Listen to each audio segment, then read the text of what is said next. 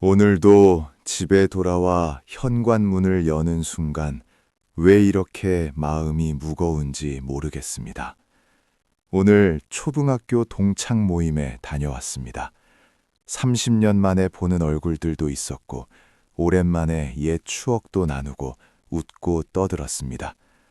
그런데 집으로 돌아오는 지하철 안에서부터 이상하게 마음이 허전했습니다. 현관문을 열고 거실 불을 켜는 순간 그 허전함은 쓸쓸함으로, 쓸쓸함은 자괴감으로 번져갔습니다. 분명 즐거운 자리였습니다.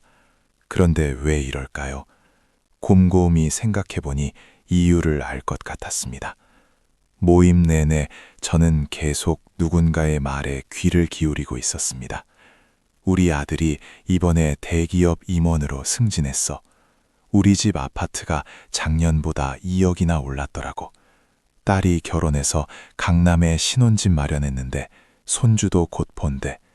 그 말들이 제 귀를 파고들 때마다 저는 자꾸만 제 삶을 돌아보게 됐습니다. 우리 아이들은 그저 평범한 직장에 다니고 있고 우리가 사는 집은 30년 된 낡은 아파트입니다.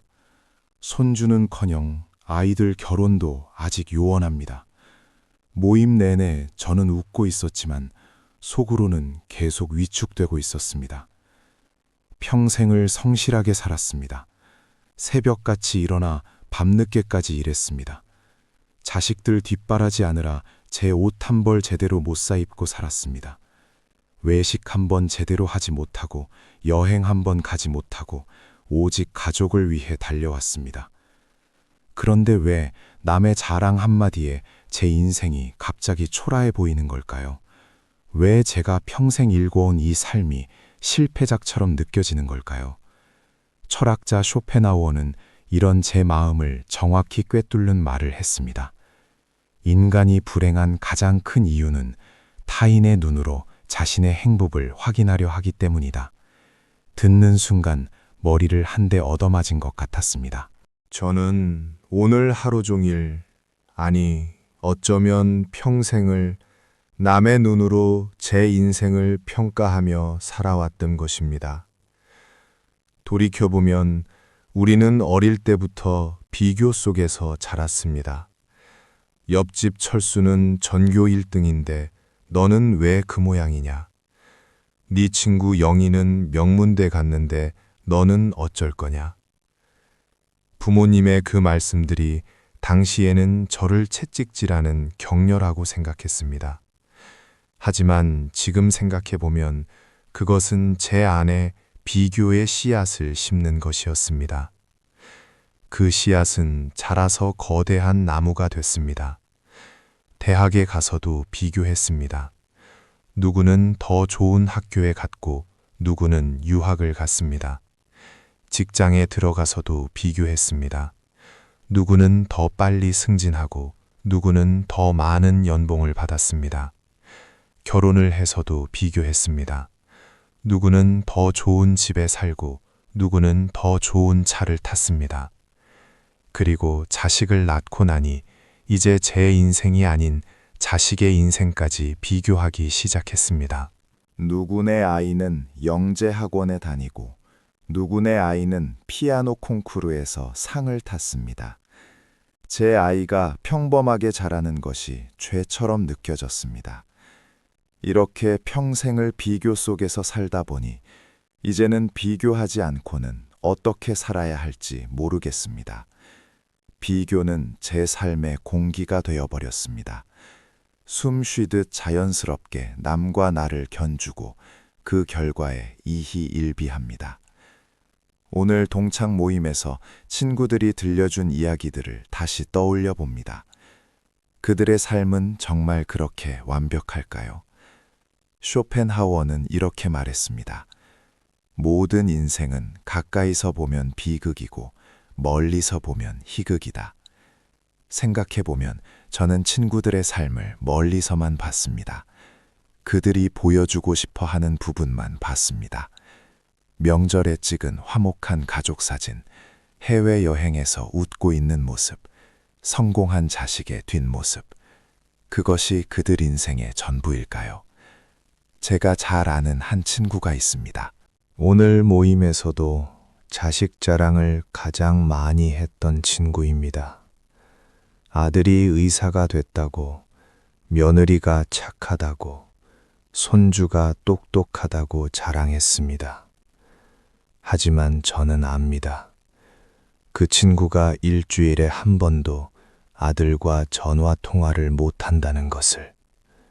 명절에도 며느리 눈치를 보느라 손주를 마음껏 안아보지도 못한다는 것을. 혼자 있을 때는 외로움에 눈물을 흘린다는 것을. 또 다른 친구는 부동산 자랑을 했습니다. 아파트 값이 올랐다고, 투자를 잘해서 재산이 늘었다고 했습니다. 하지만 그 친구는 매일 밤 부동산 뉴스를 보며 불안에 떨고 있습니다. 집값이 떨어질까봐, 세입자가 나갈까봐, 정부 정책이 바뀔까봐 전전긍긍합니다. 그의 통장 잔고는 늘었을지 몰라도 그의 마음은 편할 날이 없습니다. 우리는 남의 집 화려한 거실만 봅니다. 그러면서 우리 집의 지저분한 화장실을 봅니다. 남의 가장 좋은 면과 나의 가장 취약한 면을 비교하니 결과는 항상 참담할 수밖에 없습니다. 페이스북이나 카카오 스토리를 보면 더욱 그렇습니다. 모두가 여행 사진, 맛집 사진, 행복한 가족 사진을 올립니다. 아무도 싸우는 모습, 우는 모습, 실패한 모습을 올리지 않습니다. 우리는 그 편집된 하이라이트만 보며 생각합니다. 왜 나만 이렇게 힘들까? 다른 사람들은 다 행복한 것 같은데. 하지만 그것은 착각입니다. 모두가 힘듭니다. 모두가 자기만의 비극을 안고 살아갑니다. 다만 그것을 보여주지 않을 뿐입니다. 우리는 남의 가면을 보며 질투하고 우리의 민낯을 보며 자책합니다. 한국 사회에서 시니어들에게 가장 큰 비교의 대상은 단연 자식입니다. 자식은 곧 부모의 성적표가 됩니다. 자식이 잘 되면 제가 잘한 것이고 자식이 못 되면 제가 못한 것입니다. 이 얼마나 가혹한 논리입니까? 어느 날 한 친구가 제게 말했습니다. 너희 아들은 뭐하니? 저는 대답했습니다. 그냥 평범한 회사 다녀. 친구가 말했습니다. 요즘 시대에 평범하게 사는 것도 복이지 뭐. 겉으로는 위로하는 말이었지만 그 말 속에는 은근한 무시가 담겨 있었습니다. 저는 왜 그 말에 상처를 받았을까요? 제 아들은 성실하게 일하고 가정을 꾸리고 자기 할 일을 하며 살고 있습니다. 그런데 왜 제가 남에게 떳떳하지 못할까요? 왜 제 아들의 평범함이 제 실패처럼 느껴질까요? 쇼펜하우어는 단호하게 말합니다. 자식은 당신의 연장선이 아니라 별개의 우주다. 냉정하게 생각해 봅시다. 자식이 명문대를 나온다고 제 주름살이 펴집니까? 자식이 대기업 임원이 된다고 제 무릎 통증이 사라집니까? 자식이 부자가 된다고 제 노후 우울증이 낫습니까? 일시적인 자랑거리는 될 수 있습니다. 모임에서 어깨가 으쓱할 수 있습니다. 하지만 그것이 제 본질적인 행복을 채워주지는 못합니다. 오히려 자식이 잘 될수록 더 큰 공허함을 느끼기도 합니다. 내 인생에서 내세울 게 자식밖에 없구나라는 슬픈 자각이 찾아오기 때문입니다. 자식 자랑에 목숨을 거는 부모일수록 내면이 텅 비어 있는 경우가 많습니다. 내 인생에서 자랑할 게 없으니 자식이라는 껍데기를 빌려 나를 증명하려 하는 것입니다. 쇼펜하우어는 이것을 정신적 빈곤이라고 불렀습니다. 자식이 잘 되면 축하해주면 됩니다. 하지만 그것을 내 훈장으로 삼아서는 안 됩니다. 자식이 못 되더라도 그것을 내 죄로 여겨서는 안 됩니다. 자식의 인생은 자식의 몫입니다. 그들에게는 그들만의 여정이 있고 그들만의 속도가 있습니다. 저는 이제 깨달았습니다. 제가 평생 누구의 부모로만 살았다는 것을. 제 정체성이 나가 아니라 누구의 어머니, 누구의 아버지였다는 것을. 이제는 그 무거운 가운을 벗어야 할 때입니다. 이제는 오직 나라는 이름의 자유로운 인간으로 돌아가야 할 때입니다. 한 번은 동네 슈퍼마켓에 가는데 옷차림이 너무 편한 것 같아 다시 들어가서 옷을 갈아입은 적이 있습니다. 혹시 누가 나를 보고 가난하다고 생각하지는 않을까 하는 생각 때문이었습니다. 지금 생각하면 참 우스운 일입니다. 동네 슈퍼에 가는데 누가 제 옷차림을 신경이나 쓰겠습니까? 하지만 우리는 평생을 이렇게 살아왔습니다. 남들이 나를 어떻게 생각할까를 끊임없이 고민하며 살았습니다. 쇼펜하우어는 이런 태도를 향해 강렬한 독서를 날렸습니다. 타인의 평판에 집착하는 것은 남의 채찍에 휘둘리는 노예와 같다. 생각해 봅시다. 제가 그토록 신경 쓰는 그 이웃 사람이 제 병원비를 한 푼이라도 보태준 적이 있습니까? 제가 외로워서 가슴이 미어질 때 따뜻한 밥 한 끼 사주며 위로해 준 적이 있습니까? 제가 아파 누워 있을 때 간병을 도와준 적이 있습니까? 없습니다. 대부분의 사람들은 제 행복에 박수를 보내지 않고 제 불행에 눈물을 흘리지 않습니다. 오히려 속으로는 제 불행을 보며 안도하거나 제 불행을 안주 삼아 수다를 떨기도 합니다. 인간은 본질적으로 자기 중심적인 존재이기 때문입니다. 그런 변덕스럽고 얕은 타인의 생각에 왜 저는 제 소중한 행복을 맡겼을까요? 쇼펜하우어는 말합니다. 남들이 나를 어떻게 보느냐는 내 행복과 아무 상관이 없다. 진짜 중요한 것은 내가 나를 어떻게 보느냐다. 최근에 저는 실험을 하나 했습니다. 동네에 편한 옷을 입고 나가보기로 했습니다. 화장도 하지 않고 머리도 대충 빗고 나갔습니다. 처음에는 불안했습니다. 누가 나를 이상하게 볼까 하는 생각이 들었습니다. 그런데 놀라운 일이 일어났습니다. 아무도 저를 쳐다보지 않았습니다. 모두가 자기 일에만 바빴습니다. 그 순간 깨달았습니다. 사람들은 생각보다 남에게 관심이 없다는 것을. 제가 그토록 신경 쓰던 타인의 시선은 실은 존재하지도 않았다는 것을.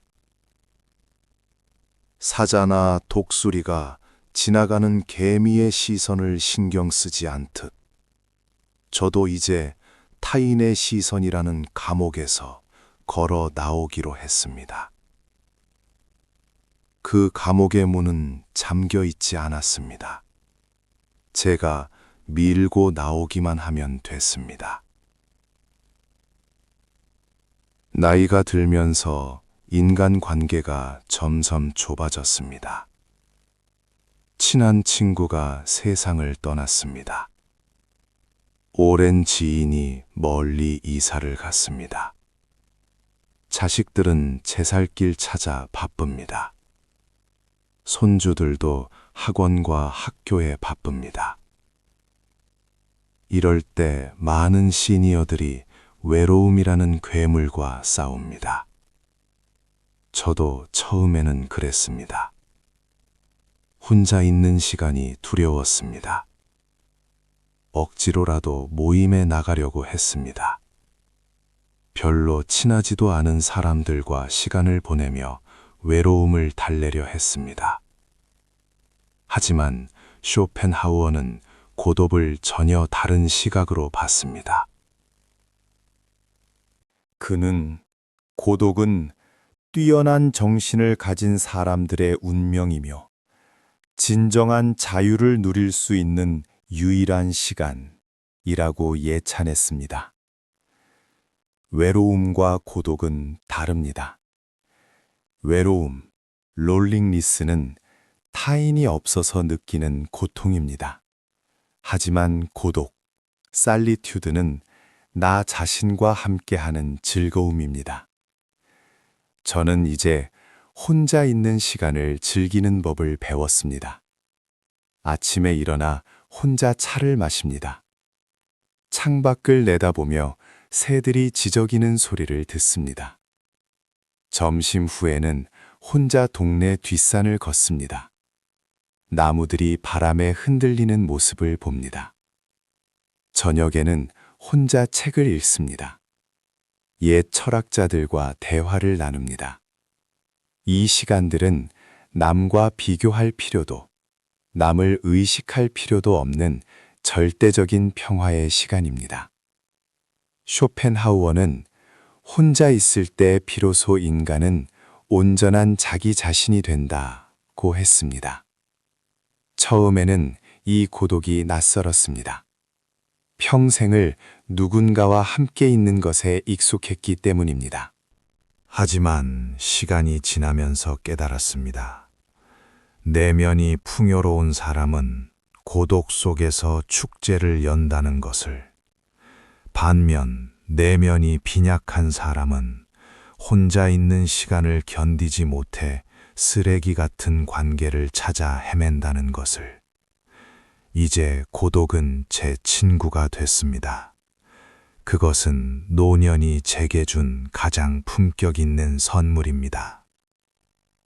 이제 구체적으로 우리가 오늘부터 당장 실천할 수 있는 방법을 정리해 보겠습니다. 첫째, 카카오톡 프로필과 SNS를 보지 않기. 저는 습관처럼 카카오톡 프로필 사진을 확인했습니다. 친구들이 올린 여행 사진, 맛집 사진, 손주 자랑 사진을 보며 하루를 시작했습니다. 그러면서 알게 모르게 비교를 했습니다. 저 친구는 저렇게 좋은 곳에 갔는데 나는 집에만 있네. 저 친구는 손주가 저렇게 예쁜데 우리는 손주도 없네. 이제 저는 카카오톡 프로필을 보지 않습니다. 페이스북도 삭제했습니다. 처음에는 불안했습니다. 내가 뭔가 놓치는 건 아닐까 하는 생각이 들었습니다. 하지만 시간이 지나니 오히려 마음이 편안해졌습니다. 남들의 여행 사진, 맛집 사진, 손주 자랑 사진은 제 정신 건강에 아무런 도움이 안 됩니다. 그것은 그들이 보여주고 싶은 가짜 포장지일 뿐입니다. 남의 인생 구경하느라 제 금쪽 같은 시간을 쓸 필요가 없습니다. 스마트폰을 내려놓고 창밖의 구름을 봅니다. 길가의 풀꽃을 봅니다. 그것이 훨씬 더 고귀한 행위입니다. 둘째, 비교의 방향을 바꾸기. 인간은 비교하지 않고는 살 수 없는 동물입니다. 그렇다면 비교의 방향이라도 바꾸어야 합니다. 저는 평생을 위만 쳐다보며 살았습니다. 나보다 잘 사는 사람, 나보다 성공한 사람, 나보다 행복해 보이는 사람만 봤습니다. 그러니 항상 제가 부족해 보였습니다. 쇼펜하우어는 나보다 나은 자를 보며 괴로워하지 말고 나보다 못한 자가 얼마나 많은지 보라고 했습니다. 이것은 비겁한 위안이 아닙니다. 내가 당연하게 누리는 것들이 누군가에게는 간절한 기적임을 깨닫는 고귀한 감사입니다. 오늘 아침 아픈 곳 없이 일어났습니다. 병원 침대에 누워있는 누군가에게는 이것이 기적입니다. 오늘 점심 맛있게 먹었습니다. 위암으로 고생하는 누군가에게는 이것이 소원입니다. 오늘 저녁 따뜻한 집에서 쉬고 있습니다. 노숙자에게는 이것이 천국입니다. 저는 이제 감사 일기를 씁니다. 매일 밤 잠들기 전에 오늘 감사한 일 3가지를 적습니다. 오늘 날씨가 좋아서 감사합니다. 오늘 맛있는 식사를 해서 감사합니다. 오늘 아픈 곳 없이 하루를 보내서 감사합니다. 처음에는 형식적이었습니다. 하지만 매일 하다 보니 진심으로 감사하게 됐습니다. 제가 누리는 평범한 일상이 얼마나 귀한 것인지 깨달았습니다. 셋째, 인간관계의 다이어트 시작하기. 저에게는 오랜 친구가 한 명 있었습니다. 초등학교 때부터 알고 지낸 친구입니다.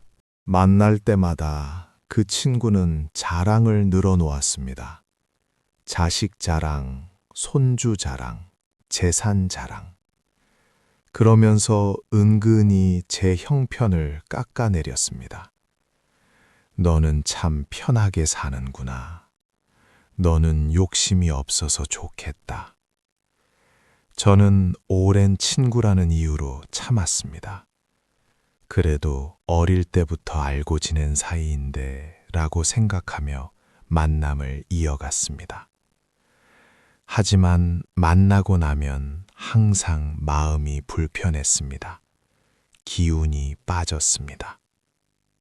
어느 날 쇼펜하우어의 말을 읽었습니다. 악한 사람과는 거리를 두는 것이 상책이다. 그 친구가 악한 사람은 아니었지만 제 에너지를 빼앗는 사람이었습니다. 저는 용기를 내서 그 친구와의 만남을 줄이기로 했습니다. 처음에는 죄책감이 들었습니다. 내가 너무 이기적인 건가 하는 생각도 들었습니다. 하지만 시간이 지나니 마음이 편안해졌습니다. 그 빈 자리를 고요한 평화와 나 자신으로 채웠습니다. 이제 저는 제 에너지를 빼앗는 사람들과는 단호하게 거리를 둡니다. 대신 제게 긍정적인 영향을 주는 사람들과 시간을 보냅니다. 인간관계의 질이 양보다 중요하다는 것을 뒤늦게 깨달았습니다. 인생이라는 연극은 이제 막바지 3막에 접어들었습니다. 연극이 끝나갈 때 배우가 가장 신경 써야 할 것은 무엇일까요?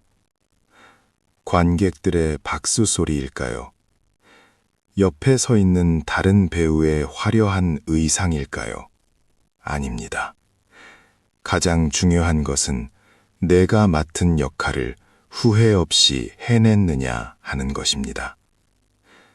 그동안 누구의 아버지로, 누구의 어머니로, 누구의 남편으로, 누구의 아내로, 성실한 직장인으로 살아왔습니다. 그 역할들을 정말 열심히 해냈습니다. 주름진 손바닥, 굽은 허리, 희끗희끗한 머리카락이 그 증거입니다.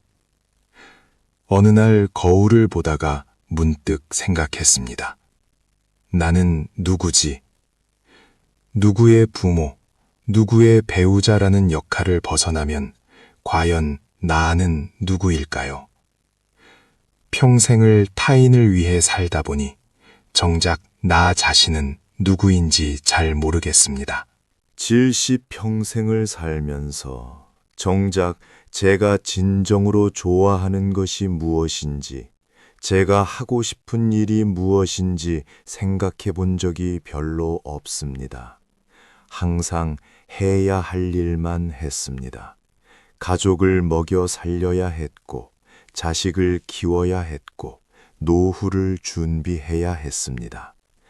이제 그 의무들이 대부분 끝났습니다. 자식들은 독립했습니다.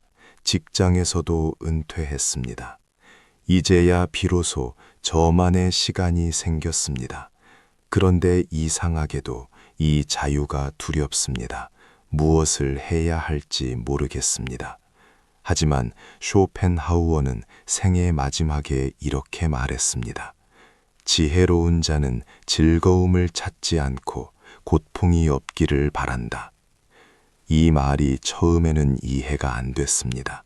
즐거움을 찾지 않는다니 그럼 무얼 하며 살라는 말인가 싶었습니다. 하지만 요즘 조금씩 이해가 됩니다.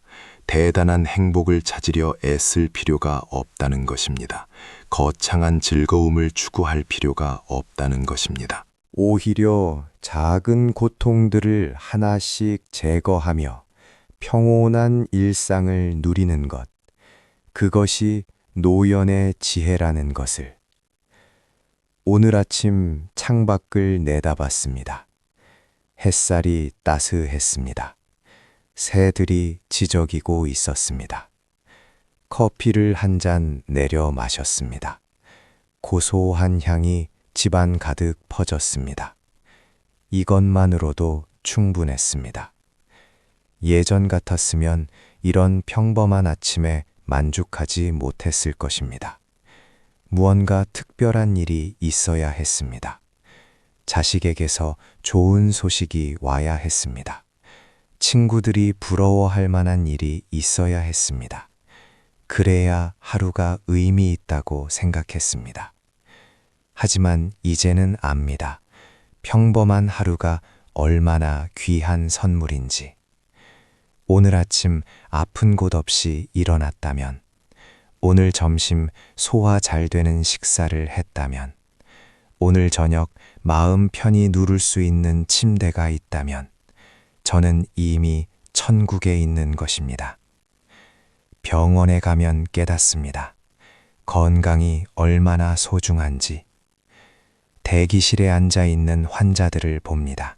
어떤 분은 암 진단을 받고 항암 치료를 받고 있습니다. 어떤 분은 중풍으로 몸을 가누지 못합니다. 어떤 분은 치매로 가족도 알아보지 못합니다. 그분들에게 당신의 자식이 대기업 다니나요? 라고 묻는다면 무슨 의미가 있을까요? 당신의 집이 강남에 있나요? 라고 묻는다면 무슨 의미가 있을까요?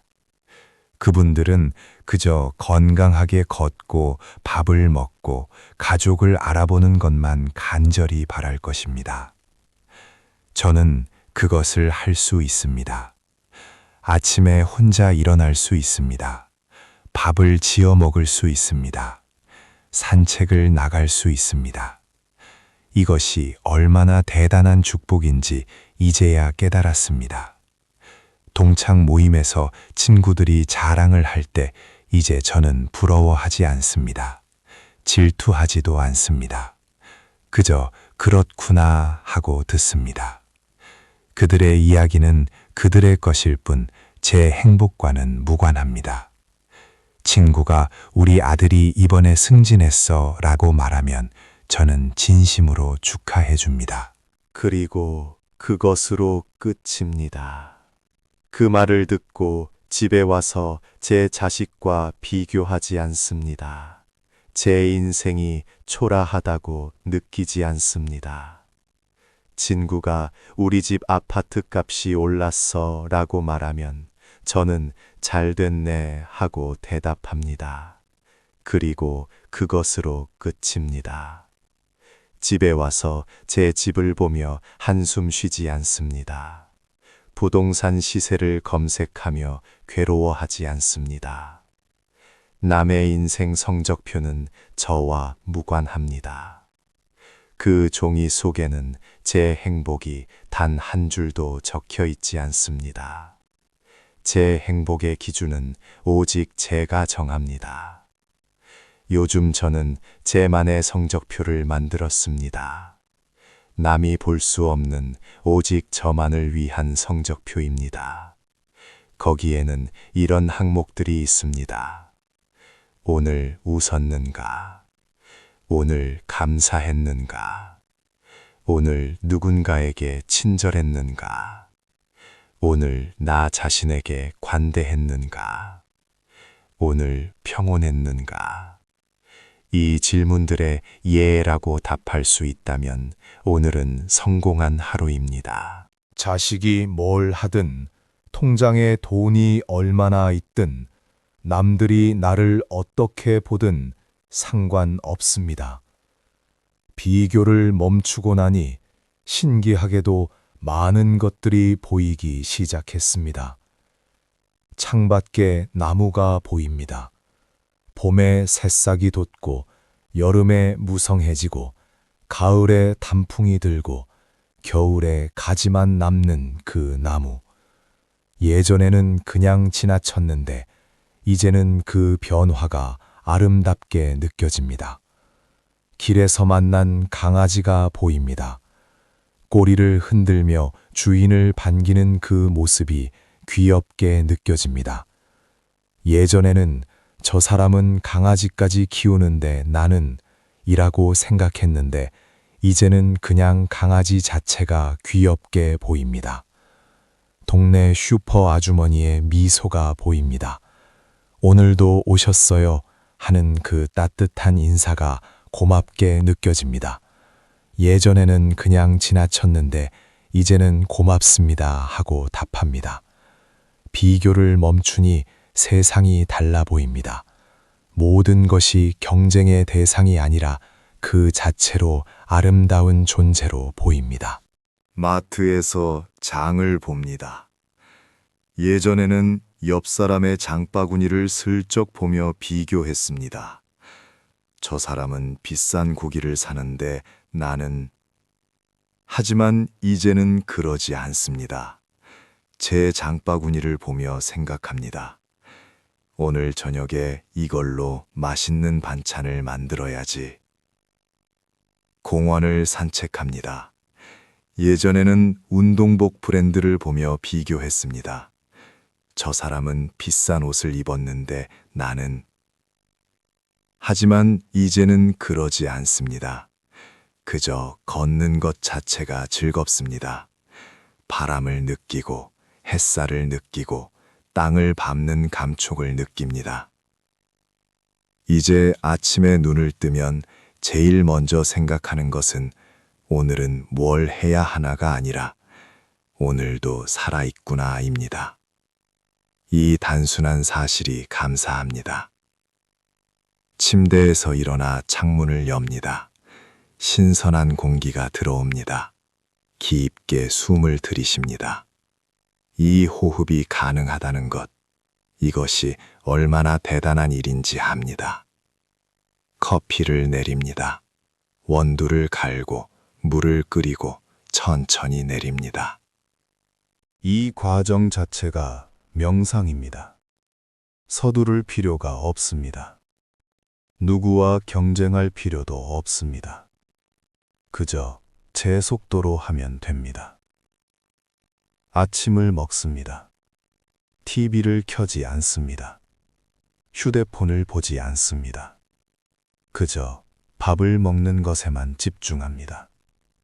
밥알의 식감, 반찬의 맛, 국물의 온기, 이 모든 것을 온전히 느낍니다. 예전에는 밥을 먹으면서도 뉴스를 보거나 휴대폰을 봤습니다. 그러다 보니 뭘 먹었는지도 기억이 안 났습니다. 하지만 이제는 다릅니다. 한 끼 한 끼가 소중합니다. 식사 후 설거지를 합니다. 예전에는 설거지가 귀찮았습니다. 빨리 끝내고 싶었습니다. 하지만 이제는 다릅니다. 따뜻한 물에 손을 담그고 그릇을 하나하나 닦습니다. 이것도 하나의 수행입니다. 청소를 합니다. 방 한 칸, 거실, 부엌. 천천히 쓸고 닦습니다. 깨끗해지는 공간을 보며 뿌듯함을 느낍니다. 누가 칭찬해주지 않아도 괜찮습니다. 제가 압니다. 제가 이 공간을 깨끗하게 만들었다는 것을. 비교를 멈추고 나니 가장 큰 변화는 마음의 평온이었습니다. 예전에는 항상 마음이 불안했습니다. 남들은 앞서가는데 나만 뒤처지는 것 같았습니다. 남들은 행복한데 나만 불행한 것 같았습니다. 하지만 이제는 그런 불안이 사라졌습니다. 남이 어떻게 살든 저와는 무관합니다. 제 인생의 속도는 제가 정합니다. 빨리 갈 필요도 느리게 갈 필요도 없습니다. 그저 제 속도로 가면 됩니다. 잠도 잘 옵니다.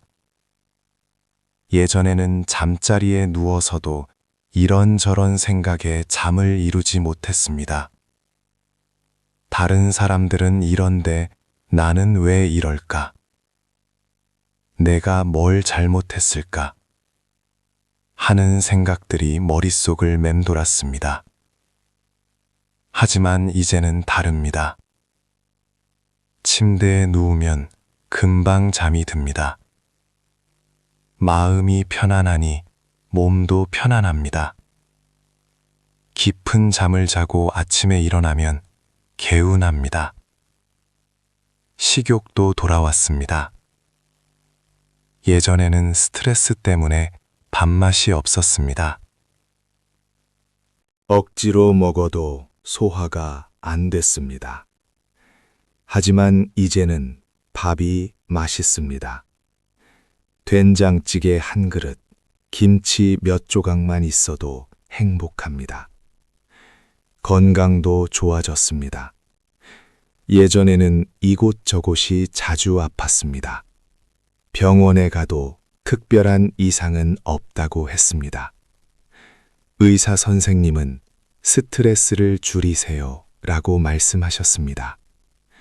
그 말이 맞았습니다. 비교를 멈추니 스트레스가 줄었고 스트레스가 줄어니 몸이 좋아졌습니다. 두통도 줄었고 소화도 잘 되고 무릎 통증도 덜합니다. 거울을 봅니다. 주름진 얼굴이 보입니다. 희끗희끗한 머리카락이 보입니다. 예전에는 이 모습이 싫었습니다. 노화의 흔적들이 부끄러웠습니다. 남들과 비교하며 나만 늙어가는 것 같다고 생각했습니다. 하지만 이제는 다릅니다. 이 주름 하나하나가 제 인생의 흔적입니다. 평생을 살아온 증거입니다. 웃으며 생긴 주름, 걱정하며 생긴 주름, 울며 생긴 주름, 모두가 제 이야기입니다. 희끗희끗한 머리카락도 마찬가지입니다. 이것은 제가 살아온 시간의 증거입니다. 염색으로 감출 수도 있겠지만 굳이 그럴 필요를 못 느낍니다. 이것이 저의 진짜 모습입니다. 거울 속의 저를 보며 말합니다. 정말 고생 많았어. 여기까지 오느라 힘들었지. 이제는 편하게 살아도 돼. 그러면 거울 속의 제가 미소를 짓습니다. 통계를 보니 70세의 평균 기대 여명이 15년 정도 된다고 합니다. 저에게도 아마 그 정도의 시간이 남았을 것입니다. 15년.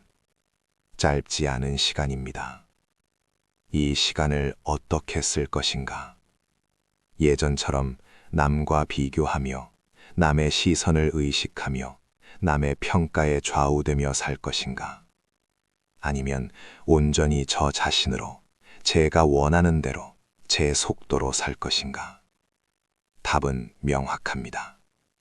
저는 후자를 선택합니다. 남의 인생을 살다 가기에는 제게 남은 시간이 너무 아깝습니다. 이제 저는 제가 하고 싶은 것들을 합니다. 오래전부터 배우고 싶었던 그림을 배웁니다.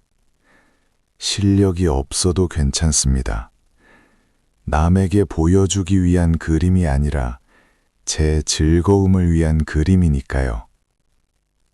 음악도 듣습니다. 젊었을 때 좋아했던 노래들을 다시 꺼내 듣습니다. 추억에 잠기기도 하고 눈물을 흘리기도 합니다. 이 모든 감정이 소중합니다. 책도 읽습니다.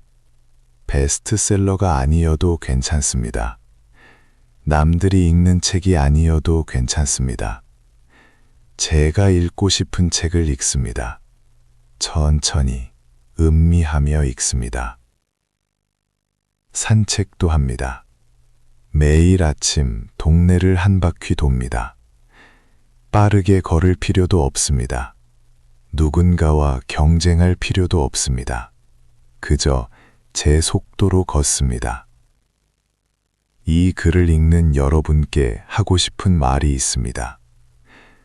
여러분도 평생을 정말 고생하셨습니다. 아무도 알아주지 않아도 제가 압니다. 여러분이 얼마나 열심히 살아왔는지. 새벽같이 일어나 가족을 위해 밥을 지었던 그 손, 아픈 몸을 이끌고 직장에 나갔던 그 발, 자식을 위해 참았던 그 눈물, 노후를 위해 아꼈던 그 돈, 모든 것이 값집니다. 그러니 이제는 남과 비교하며 스스로를 비하하지 마십시오.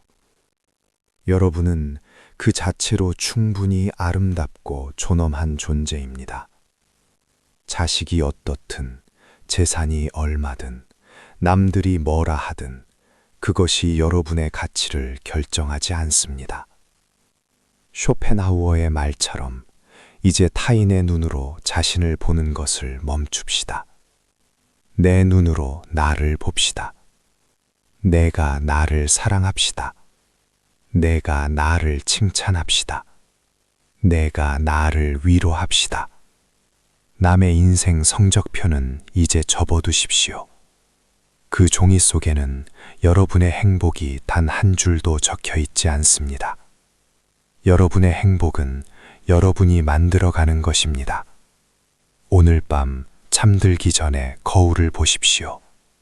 그리고 거울 속의 자신에게 말해 주십시오. 정말 고생 많았다. 이제는 네가 하고 싶은 대로 편하게 살아라. 남은 시간을 남의 눈치 보며 살지 마십시오. 남의 시선이라는 감옥에서 걸어 나오십시오. 그 감옥의 문은 잠겨 있지 않습니다. 여러분이 밀고 나오기만 하면 됩니다. 고독을 두려워하지 마십시오. 고독은 여러분이 온전히 자기 자신이 될 수 있는 유일한 시간입니다. 그 시간을 친구로 삼으십시오. 비교를 멈추십시오. SNS를 덜 도십시오. 인간관계를 정리하십시오. 그리고 그 빈 자리를 평온과 감사로 채우십시오. 대단한 행복을 찾으려 애쓰지 마십시오. 오늘 아침 아픈 곳 없이 일어났다면, 오늘 점심 맛있게 먹었다면, 오늘 저녁 편히 누울 수 있다면, 여러분은 이미 축복받은 것입니다. 왕의 역할을 했든 하인의 역할을 했든 연극이 끝나면 모두 똑같은 배우로 돌아갑니다.